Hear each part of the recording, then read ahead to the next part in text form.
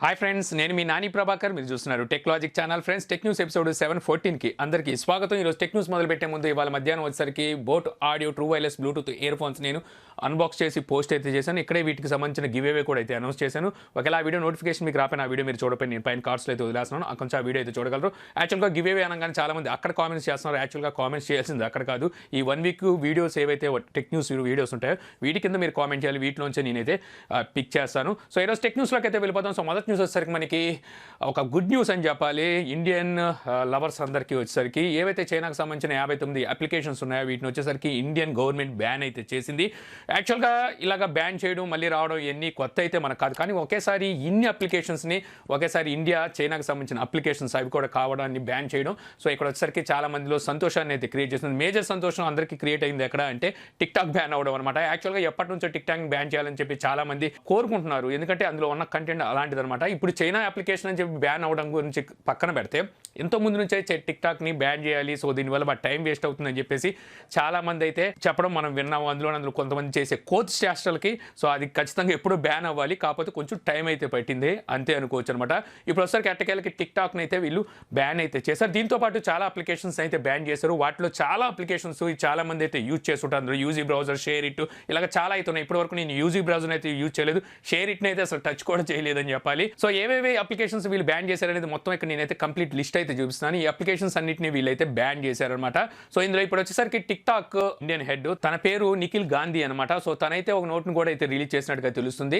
So తను చెప్పేది ఏంటంటే ఇలాగ బ్యాన్ చేయడం అయితే తనకి కొంచెం నిరాశను అయితే కలిగించింది అన్నట్టుగా తనైతే చెప్తున్నాడు. ఇది టెంపరీ అయినట్టుగా అయితే తను అంటున్నాడు అనమాట. గవర్నమెంట్తో కూడా వాళ్ళైతే మాట్లాడదలుచుకున్నారంట. అలాగే వచ్చేసరికి టిక్ టాక్ అనేది ఏదైతే డేటా ఉందో డేటాని చేరవేస్తుంది చైనీస్ సర్వర్స్ అనేది అంతా అబద్ధం. సో దీన్ని అయితే మేము ప్రూవ్ చేస్తాం, దానికి కావాల్సిన ఏవైతే నోట్స్ ఉంటాయో అంటే ఏవైతే ప్రూఫ్స్ ఉంటాయో వాటిని అయితే మేము గవర్నమెంట్కి సబ్మిట్ చేస్తామని చెప్పేసి వీళ్ళైతే చెప్తున్నారు. యాక్చువల్గా ఈ 59 అప్లికేషన్ని బ్యాన్ చేయడానికి రీజన్ కూడా ఇదే అనమాట.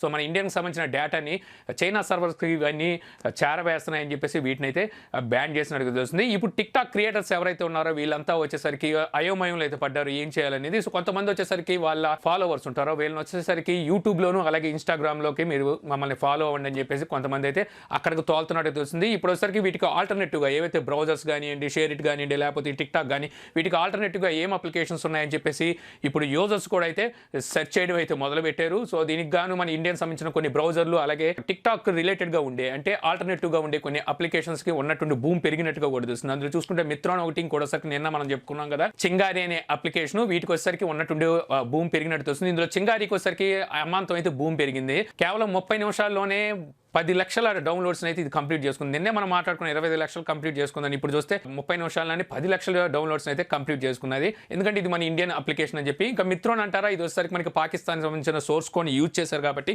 మెల్లమెల్లగా జనాలు ఇప్పుడు దాన్ని కొంచెం నమ్మడం అయితే మానేశారు. ఏదైనప్పటికీ ఇప్పుడు మీరు ఆల్టర్నేటివ్గా మనకి ఇండియన్ అప్లికేషన్స్ దొరుకుతున్నాయి కానీ చెప్పి మీరు అప్లికేషన్స్ అయితే ఇన్స్టాల్ చేసుకోకపోవడమే మంచిది.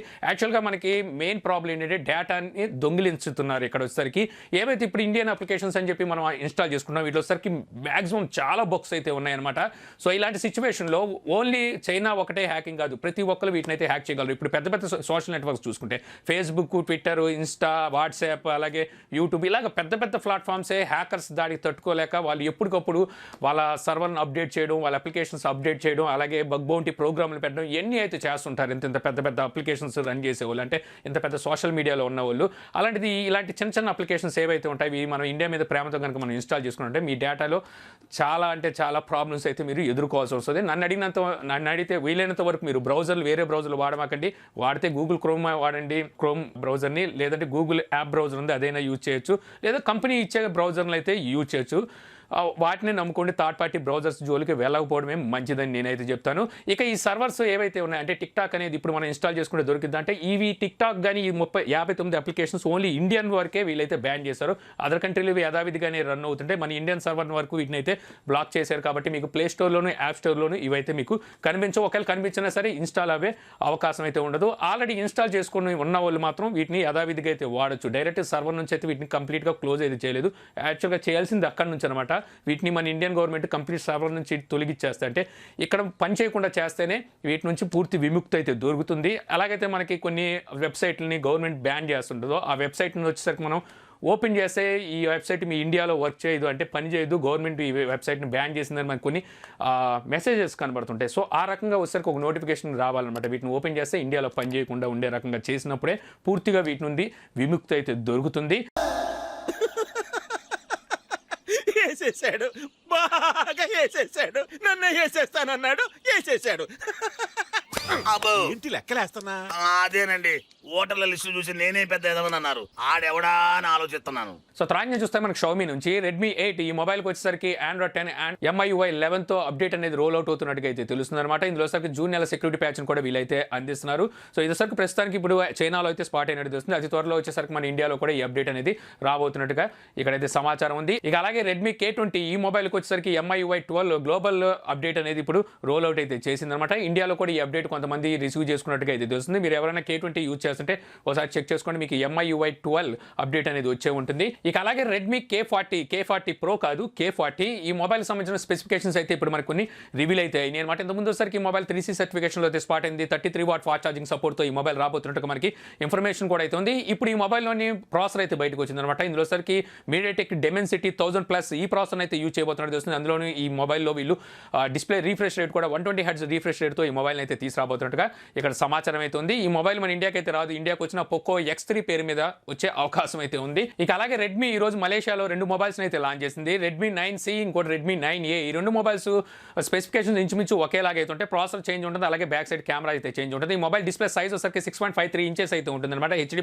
డిస్ప్లేతో ఈ మొబైల్ అయితే వస్తుంది. ఇక స్టోరేజ్ చూసుకున్నట్టయితే 32GB ఉంటుంది, ర్యామ్ వచ్చరికి 3GB 2GBలో లభిస్తుంది. ప్రాసెసర్ వచ్చరికి 9Aలో MediaTek G25 ప్రాసెసర్ వాడితే 9Cలో వచ్చరికి MediaTek G35 ప్రాసెసర్ అయితే యూజ్ చేశారు.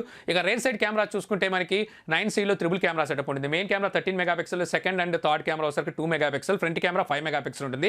అదే 9Aలో వచ్చేసరికి సింగిల్ కెమెరా ఉంటుంది బ్యాక్ సైడ్, అది 13 మెగాపిక్సెల్. ఇక రెండు వచ్చరికి ఆండ్రాయిడ్ 10తో అవుట్ ఆఫ్ బాక్స్ వస్తాయి. రెండిట్లోనూ బ్యాటరీ చూసుకుంటే 5000 mAh బ్యాటరీతో ఈ 2 మొబైల్స్ వీళ్ళు మలేషియాలో అయితే లాంచ్ చేశారు. అక్కడ వీటి ప్రైస్ చూసుకున్నట్టయితే 9A ప్రైస్ 6300 రూపాయలు పెట్టారు. ఇక 9C ప్రైస్ వచ్చరికి 7500 రూపాయలు పెట్టినట్టుగా అయితే తెలుస్తుంది. ఇక రెడ్మీ మనకి ఈ సిరీస్ని ఏవైతే ఈ లైనప్ ఉన్నాయో మనకి 8 లైనప్ తెచ్చింది, ఇప్పుడు 9 లైనప్ అయితే తీసుకొస్తుంది. కాబట్టి ఈ మొబైల్స్ మన ఇండియాలో అతి త్వరలో లాంచ్ చేసే అవకాశం అయితే ఉంది. మరి ఇక్కడ ఎంత ప్రైస్ పెడుతుందో చూడాలి. ఇక అలాగే రియల్మీ కూడా రియల్మీ 11 అంటే C11 మొబైల్ లాంచ్ చేయబోతున్న సంగతి మనకు తెలిసిందే కదా. ఈ మొబైల్ కూడా వీళ్ళు వచ్చరికి మలేషియాలో అయితే లాంచ్ చేశారు. ఇప్పుడు మనం చెప్పుకున్న Redmi 9C mobile specifications same స్పెసిఫికేషన్తో ఈ మొబైల్ కూడా అయితే లాంచ్ చేశారు. బట్ వచ్చేసరికి ఈ మొబైల్ మనకి back side dual camera setup ఉంటుంది.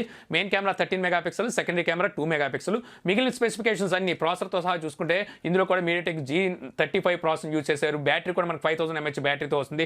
సేమ్ మిగిలిన మొత్తం స్పెసిఫికేషన్స్ అన్ని సేమ్ స్పెసిఫికేషన్స్ ఉంటాయి. చివరికి డిస్ప్లే సైజ్ కూడా ఇది కూడా 6.5 ఇంచెస్తోనే వస్తుంది అనమాట. ఈ మొబైల్ ప్రైస్ మలేషియాలో చూసుకుంటే వీళ్ళు సేమ్ ప్రైస్లోనే లాంచ్ చేశారు 7600 రూపాయలకి. ఇక ఈ మొబైల్లో చూసుకుంటే మనకి ఫింగర్ ప్రింట్ అయితే ఉండదు, కానీ రెడ్మీ 9Cలో చూసుకుంటే ఫింగర్ ప్రింట్ అయితే ఉంటుంది. ఇది ఒక మైనస్ అయితే ఇందులో కనిపిస్తుంది. ఇక మరి రియల్మీ ఈ మొబైల్ మన ఇండియాలో తీసుకొస్తుందా లేదా, తీసుకొస్తే ఎంత ప్రైస్లో తీసుకొస్తుందా అనేది చూడాలి. ఇక అలాగే రియల్మీ X3 సూపర్ జూమ్ మొబైల్ని ఈ రోజు ఇండియాలో సేల్కి అయితే తీసుకొచ్చింది. సో ఇవాళ మధ్యాహ్నం 12 గంటలకు కూడా సేల్కి తీసుకొచ్చింది. ఇప్పుడు ఒకసారికి మొత్తానికి అవుట్ ఆఫ్ స్టాక్ అయిపోయినట్టుగా అయితే తెలుస్తుంది. సో నెక్స్ట్ సేల్ ఎప్పుడనేది వీళ్ళైతే ఇంకా రివీల్ అయితే చేయలేదు, వెయిట్ నెక్స్ట్ సేల్ అంటున్నారు. ఇక అలాగే మనకి రియల్మీ నార్జో మొబైల్స్ని మన ఇండియాలో లాంచ్ చేసిన సంగతి తెలుసుగా. ఇప్పుడు మాధవ్ షేట్ అయితే ట్విట్టర్లో ఒక ట్వీట్ అయితే పెట్టాడు అనమాట.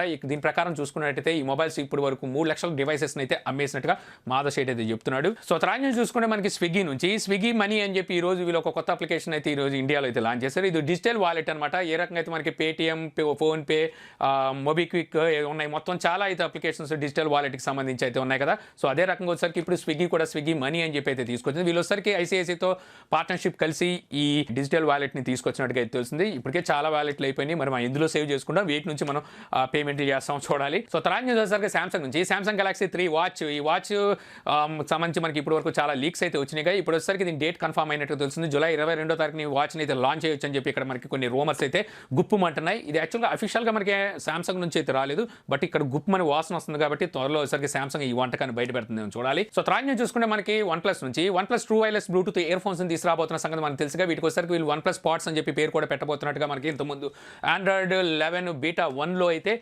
రివీల్ అయినాయి. ఇప్పుడు వచ్చరికి ఈ ఏవైతే ఈ true wireless Bluetooth ear phones ఉన్నాయి వచ్చరికి బ్లాక్ కలర్ వేరియంట్లో అయితే తీసుకురాబోతున్నట్టుగా అయితే మరో పోస్టర్ ద్వారా అయితే రివీల్ అయినాయి. మరి వీటిని ఎప్పుడు తీసుకొస్తారో తెలియదు, కానీ ఇప్పుడు మనకి OnePlus నార్డ్ సో ఒక మొబైల్ అయితే లాంచ్ చేయబోతున్నారు. ఆ మొబైల్తో పాటు ఈ true wireless Bluetooth ear phones కూడా లాంచ్ చేయొచ్చు అని చెప్పి తెలుస్తుంది. ఇక అలాగే మనకి వన్ ప్లస్ మన ఇండియాలో ఇప్పుడు వన్ ప్లస్ లైట్ అనొచ్చు, లేకపోతే వన్ ప్లస్ జెడ్ అనొచ్చు. మరి ఏ పేరు మీద ఈ మొబైల్ తీసుకొస్తుందో తెలియదు, కానీ వీటికి సంబంధించిన ప్రీ బుకింగ్ ఆర్డర్ అయితే ఓపెన్ అయితే చేసిందన్నమాట. వీళ్ళొసరికి ప్రీ బుకింగ్ ఓన్లీ 100 యూనిట్స్ వరకే ప్రీ బుకింగ్ అయితే తీసుకుంటున్నట్టుగా ఇక్కడ తెలుస్తుంది. మరి వీటి ప్రైస్ ఎంత పెడతారు, వీటి చూడడానికి ఎలా ఉంటాయి, వీటి స్పెసిఫికేషన్స్ ఏంటి అనేది పూర్తి స్థాయిలో ఇంకా మనకి అఫీషియల్గా అయితే రివీల్ కాలేదు. అయినప్పటికీ ముందుగానే ప్రీ బుకింగ్ ఆర్డర్లు అయితే తీసేసుకుంటున్నారు. ఈ మధ్య బాగా నాటకాలు నేర్చింది మొబైల్ కంపెనీలు వచ్చేసరికి. సో త్రాన్ని చూసుకుంటే #బాయ్కాట్ నెట్ఫ్లిక్స్ అనమాట. ఇది వచ్చేసరికి ట్విట్టర్లో ఇప్పుడు ట్రెండ్గా నడుస్తున్నట్టుగా తెలుస్తుంది అనమాట ఈ #. వచ్చేసరికి దీని రీజన్ కూడా చూసుకుంటే మనకు తెలుగు సినిమా ఒకటి కారణం అని చెప్పి తెలుస్తుంది. రీసెంట్గా కృష్ణ అండ్ హేజెల్ లీలా అని చెప్పేసి ఒక మూవీ, తెలుగు మూవీ అయితే నెట్ఫ్లిక్స్ రిలీజ్ అయితే చేశారు. సో ఏదైతే ఈ మూవీ ఉందో, ఈ మూవీ హిందూ మనోభావాల్ని దెబ్బతీసేలాగా ఈ మూవీ ఉంది. అలాగే అందులోని క్యారెక్టర్స్ కూడా అలాగే బిహేవ్ చేసినాయి అని చెప్పి కొంతమంది ఎవరైతే హిందూ మనోభావాలు దెబ్బతిన్న వ్యక్తులు ఉన్నారో వీళ్ళు వచ్చేసరికి ఈ #ని ట్రెండ్లోకి అయితే తీసుకెళ్ళినట్టుగా అయితే తెలుస్తుంది. నెట్ఫ్లిక్స్ చూసుకుంటే ఇలాంటి ఏవైతే కాంటెంట్ ఉంటుందో, ఇలాగా హిందూ మనోభావాలని కాదు, కాంట్రవర్సీ ఉండే సబ్జెక్టులని అయితే బాగా ఎంచుకుంటూ ఉంటుంది. సో ఇది ఫస్ట్ టైం అయితే కాదు నెట్ఫ్లిక్స్కి వచ్చేసరికి. సో ఇంతే ఫ్రెండ్స్, నాకు ఈరోజు ఇంట్రెస్టింగ్ అనిపించిన టెక్ న్యూస్ వీడియో మీకు నచ్చింది ఒకటి, వీడియోకి మీకు నచ్చితే లైక్ చేసి షేర్ చేయగలరా. యూట్యూబ్లో మా ఛానల్ని సబ్స్క్రైబ్ చేయకపోతే కింద మన ఛానల్ ఐకాన్ ఉంటుంది. సో దాని మీద క్లిక్ చేసి సబ్స్క్రైబ్ చేయగలరా. అలా మీ సలహాలు సందేహాలు ఉంటే కింద కామెంట్ బాక్స్లో ఇవ్వగలరు. Thank you for watching. జై హింద్.